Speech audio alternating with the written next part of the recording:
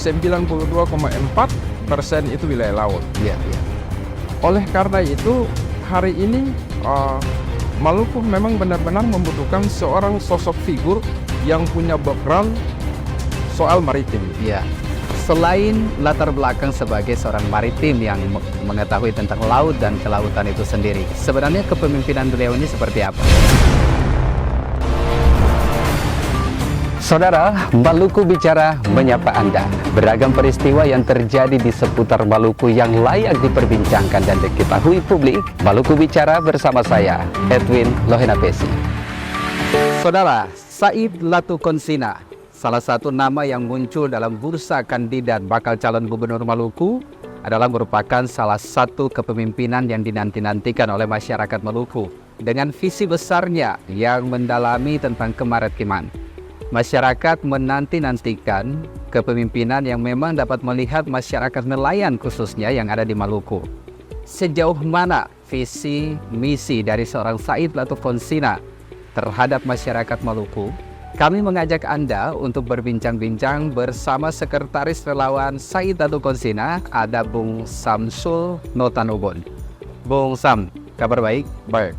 Nih, Bung Sam, Pak Said Latukonsina, beliau hadir sebagai kandidat bakal calon gubernur Maluku. Dan sosok yang dinanti-nantikan masyarakat Maluku yang memang luas wilayah ini adalah laut.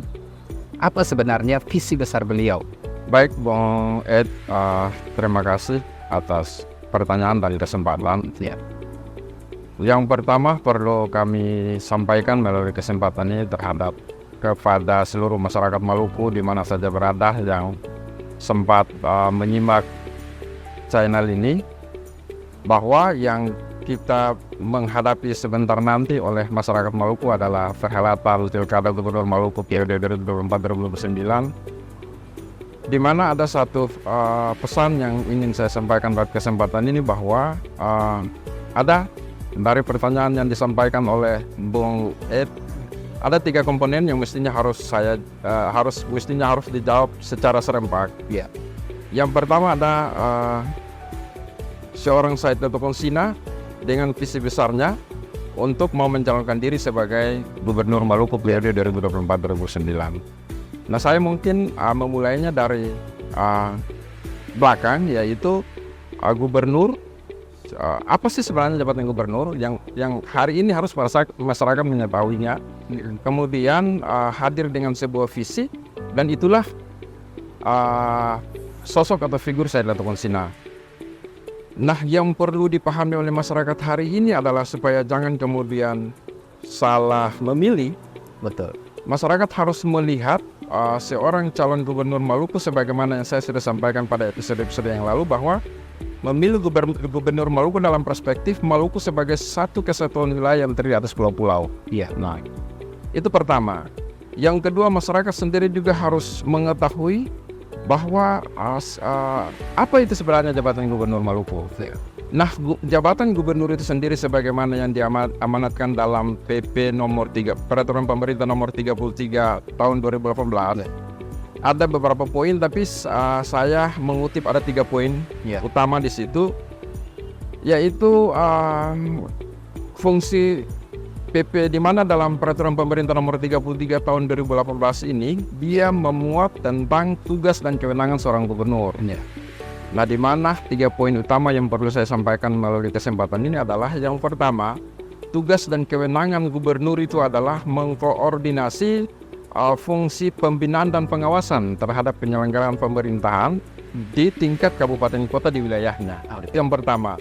Yang kedua, fungsi dan kewenangan gubernur itu adalah untuk fungsi monitoring, fungsi evaluasi, dan fungsi supervisi terhadap proses penyelenggaraan pemerintahan di tingkat kabupaten kota di wilayahnya. Dan yang ketiga itu adalah tugas dan kewenangan gubernur adalah untuk mengevaluasi rancangan peraturan daerah yang menyangkut dengan rancangan program pembangunan jangka panjang dan anggaran pendapatan dan belanja daerah serta perubahan anggaran pendapatan dan belanja daerah. Nah, dengan demikian Maluku hari ini membutuhkan sosok seorang figur pemimpin atau gubernur definitif pada periode 2024-2029. Kami hadir hari ini bersama-sama dengan figur sosok Brigadir Jenderal TNI Dr. Said Latukonsina. Beliau hadir dengan sebuah visi besar untuk pembangunan Maluku. Visi besar beliau adalah terwujudnya Provinsi Maluku yang bermartabat, berkeadilan, sejahtera, berbasis maritim. Apa sih sebenarnya yang melatar belakangi dasar pemikiran beliau sehingga beliau angkat visi ini? Nah, visi ini kan bukan sekedar untuk kata-kata kiasan sebagai salah satu persyarat mutlak sebagai seorang calon gubernur, tapi benar-benar lahir dari pemikiran beliau, pemikiran latar belakang beliau sebagai seorang prajurit TNI Angkatan Laut. Yang dalam hal ini ada kalimat berbasis maritim. Kenapa demikian? Sebagaimana awal tadi saya katakan bahwa Maluku ini adalah provinsi satu kesatuan wilayah yang terdiri atas pulau-pulau. Nah, wilayah kita adalah 712.000 sekian kilometer persegi. Dari 712.000 sekian kilometer persegi itu 92,4% itu wilayah laut. Oleh karena itu hari ini Maluku memang benar-benar membutuhkan seorang sosok figur yang punya background soal maritim. Barangkali itu yang sebagai dasar kenapa Said Latukonsina kami usung untuk mengajak masyarakat Maluku untuk mari bersama-sama dengan Said Latukonsina dan Perhatian Gubernur Maluku periode 2024-2029. Baik, Bung Sam, masyarakat ini kan lagi menanti-nantikan sosok figur yang memang bisa melihat secara langsung kebutuhan masyarakat yang sebenarnya. Khusus di Maluku ini kan kita memiliki perairan laut yang cukup luas karena kepulauan-kepulauan itu tadi. Salah satu yang menjadi pertimbangan masyarakat adalah lemahnya perhatian pemerintah terhadap nelayan-nelayan yang memang sampai saat ini belum ada berkembang. Contohnya seperti di Laut Banda dengan ikan yang berkelimpahan, tidak ada daya tampung dan sebagainya, akhirnya hasil dari penangkapan itu menjadi rusak, busuk dan dibuang. Anda melihat Said Latukonsina ini apakah bisa mengatasi hal-hal seperti ini? Baik, terhadap apa yang disampaikan oleh Bu Edwin, itulah yang menjadi dasar pemikiran kami bagaimana mendorong Brigadir Jenderal TNI Marinir Dr. Said Latukonsina untuk kemudian maju dalam perhelatan Gubernur Maluku. Kita ketahui bahwa di Maluku kita punya 3 wilayah pengelolaan perikanan atau yang disebut dengan WPP, yaitu WPP 714 di Laut Banda, WPP 715 di Laut Seram, dan WPP 718 di Laut Arafura. Nah, ketiga wilayah pengelolaan perikanan ini itu sudah menghasilkan 4.666 ton ikan. Tetapi sampai hari ini belum ada membuahkan sebuah upaya hasil yang maksimal dalam rangka untuk mengangkat derajat kehidupan masyarakat Maluku keluar daripada garis kemiskinan. Padahal itu adalah sumber PAD kita yang pertama, paling utama adalah sumber daya perikanan. Nah, contoh kasus ternyata ada, kita ambil misal kasus hari ini sejak tahun 2016 kalau saya tidak salah ingat, di pesisir Laut Aru Utara, Laut Aru Utara Selatan sampai Laut Aru Utara Timur, itu terjadi wilayah pesta pora bagi kapal-kapal asing yang melakukan illegal fishing. Belum lagi ada penyelundupan kayu hitam yang keluar dari wilayah Maluku, yang semestinya ini menambah PAD Maluku. Nah, oleh karena itu dengan contoh-contoh kasus seperti ini, kami merasa bahwa sudah saatnya Maluku harus memiliki seorang gubernur yang punya background pengetahuan soal pengamanan laut atas kasus-kasus kejadian seperti tadi itu. Belum lagi kita seperti pertanyaan tadi, apakah beliau bisa mampu untuk melakukan ada hasil perikanan tangkap dari masyarakat, ambillah di Pulau Banda, kemudian di Tual. Betul. Bukan saya yakin ya, tapi dari pernyataan beliau, dari kesiapan beliau sangat beroptimis untuk mencari jalan keluar solusi atas problema yang dialami tadi. Karena memang beliau paham betul soal potensi kelautan kita. Betul. Pak Sam, kita tahan dulu, kita akan kembali berbincang-bincang. Dan saudara tetaplah bersama kami di Maluku Bicara untuk segmen Kenapa Said Latu Konsina. Baik, kembali bersama saya di Maluku Bicara Kenapa Said Latu Konsina, tepatnya di Cafe Yowas di Desa Poka. Masih bersama dengan Samsul Nataunubun, seorang relawan, sekretaris relawan dari Said Latu Konsina. Bung Sam, dari pernyataan-pernyataan dan penjelasan yang tadi Anda sampaikan terhadap visi besar dari seorang Said Latu Konsina. Nah, selain latar belakang sebagai seorang maritim yang mengetahui tentang laut dan kelautan itu sendiri, sebenarnya kepemimpinan beliau ini seperti apa? Baik, sebelum saya menjawab pertanyaan Bung Ed, saya melanjutkan lagi soal visi besar beliau tadi yang kemudian dijabarkan dalam 7 misi. Kemudian dari 7 misi itu melahirkan 9 program strategi atau 9 program unggulan. Nah, barangkali dalam kesempatan ini saya hanya menyampaikan 3 program. Yang pertama tadi sudah disampaikan soal kemaritiman. Yang kedua itu adalah program strategi beliau yang ditawarkan melalui visi besar beliau itu adalah One Village, One Product. Village One Product. Satu desa, satu produk unggulan. Ini adalah sebuah terobosan beliau untuk upaya penggalian potensi daerah yang dengan menggunakan karakteristik daerah atau desa tersebut yang mungkin bisa digunakan sebagai produk unggulan untuk meningkatkan perekonomian masyarakat desa sebagai basis masyarakat kehidupan kita hari ini. Nah, saya ambil misal di wilayah saya di Maluku Tenggara, Kepulauan Kecil, Desa Nyolov dengan produk embal kacangnya. Nah, ini beliau sudah saat ini sudah berpikir ke situ bagaimana mengembangkan produk hulu agar lebih dikenal lagi. Ambil misal juga seperti di Banda terkenal dengan manisan Banda, bakasan Banda. Beliau juga sudah berpikir ke sana. Nah, sama seperti saudara-saudara kita di Saparua yang punya produk bagea. Bagea dari Idubu Saparua. Ini juga beliau sudah ada dalam visi besar beliau dengan program strategi tadi, One Village, One Product. Satu desa dengan satu produk unggulan.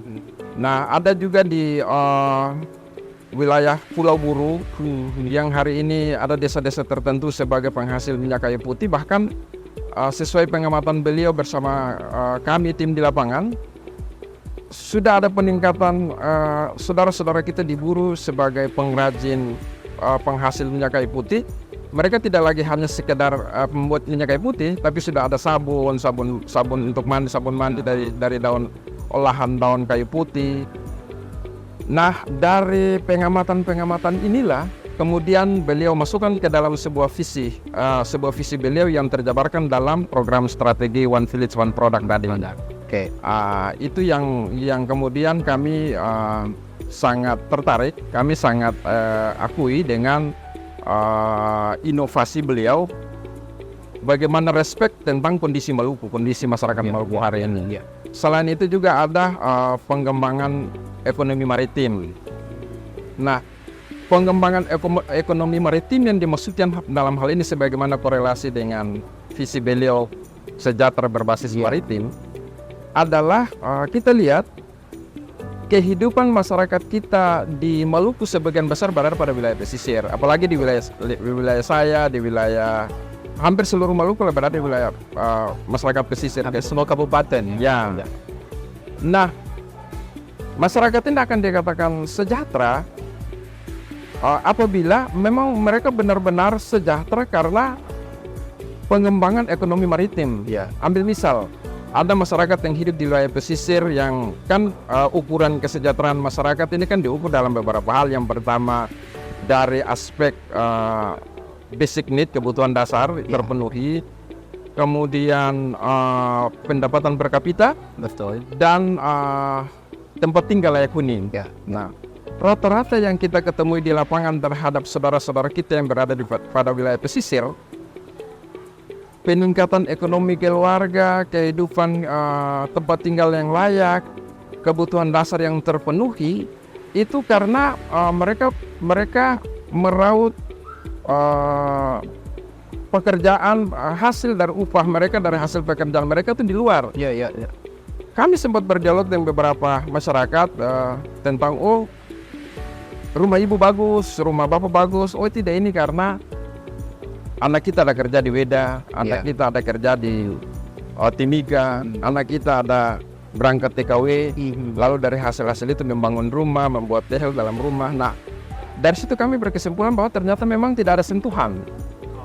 Nah, peningkatan taraf kehidupan mereka bukan karena sentuhan pemerintah, tapi karena upaya mereka sendiri. Nah, dimaksudkan dengan pengembangan ekonomi masyarakat berbasis maritim adalah ada peningkatan hajat hidup mereka, peningkatan ekonomi keluarga mereka dari sumber laut. Iya.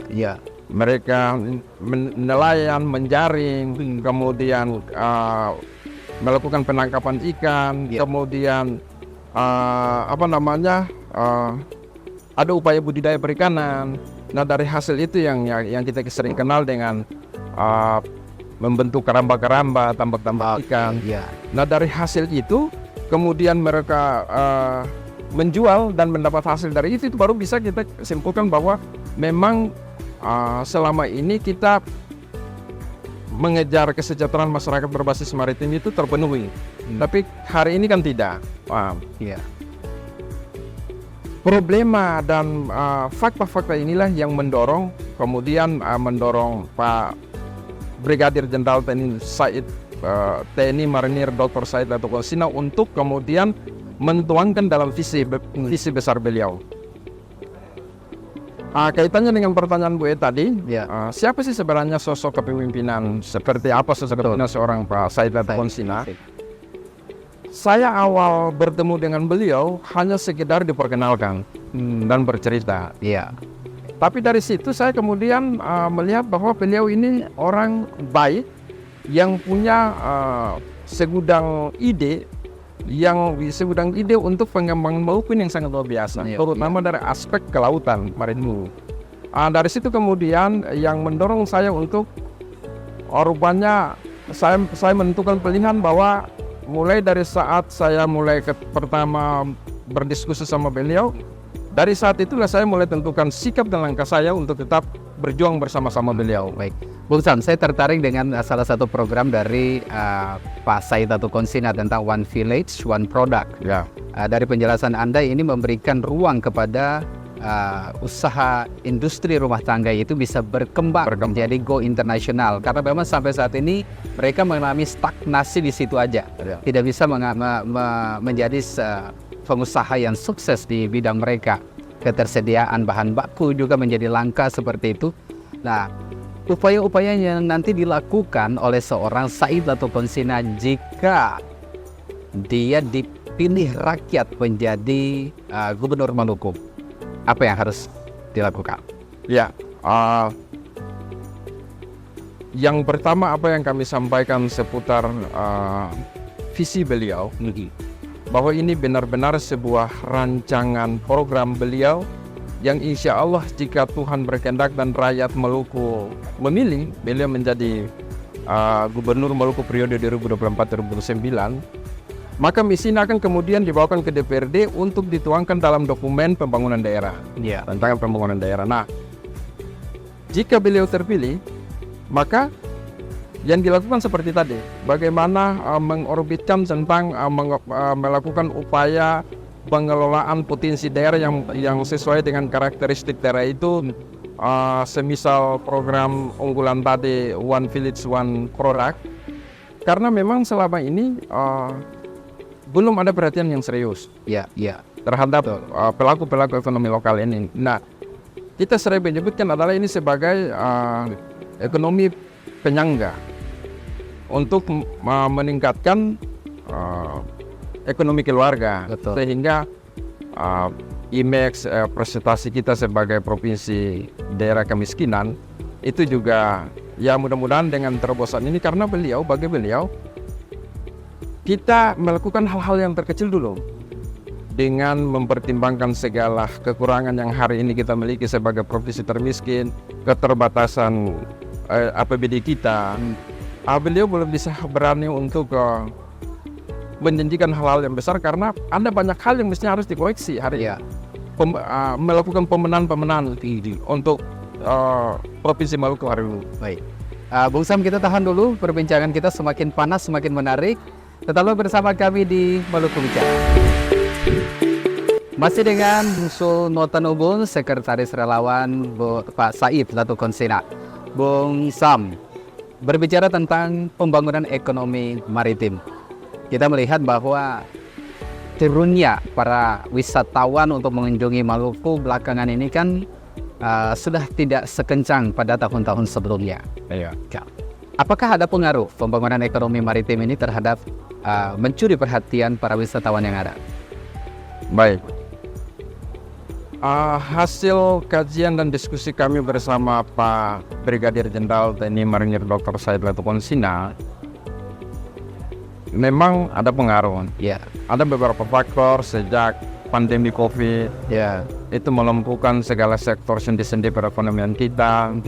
Tetapi pada hari ini kan kita sudah ada pada fase pemulihan, sudah mulai normalisasi kehidupan kita pasca pandemi. Nah, dalam salah satu program strategi beliau yang tadi ditanyakan adalah tentang pembangunan ekonomi maritim. Dia korelasi dengan di dalamnya itu salah satunya adalah pengembangan pariwisata. Nah, pariwisata yang dimaksudkan adalah pengembangan dan pengelolaan pariwisata bahari dan pariwisata pulau. Ya.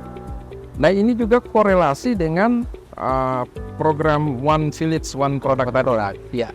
Ini karena begini, ada sebuah problem kita hari ini yang kita hadapi terkait dengan dunia pariwisata kita.